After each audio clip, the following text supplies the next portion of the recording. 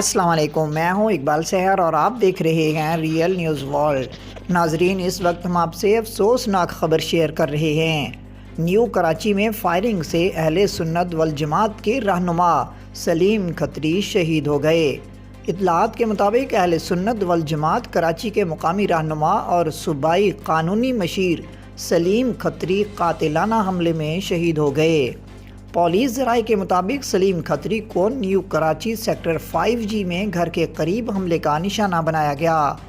Police کا مزید کہنا ہے کہ سلیم کھتری کو 5 گولیاں لگیں اور انہیں شدید زخمی حالت میں عباسی شہید اسپتال منتقل کیا گیا، جہاں ڈاکٹرز نے ان کی موت کی تصدیق کر دی۔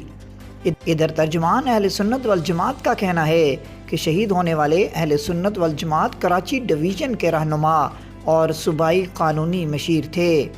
SSP سینٹرل معروف عثمان کے مطابق مقتول بلال کالونی تھانے کی حدود نیو کراچی سیکٹر 5G میں پان کی دکان پر کھڑے تھے کہ موٹر سائیکل پر آنے والے 4 ملزمان نے انہیں نشانہ بنایا۔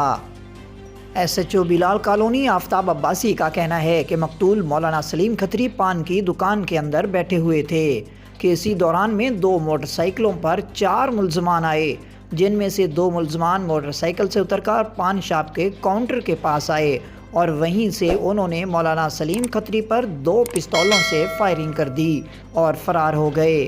فائرنگ کے نتیجے میں مولانا سلیم کھتری شدید زخمی ہو گئے، جنہیں اسپتال منتقل کیا گیا، جہاں وہ دم توڑ گئے۔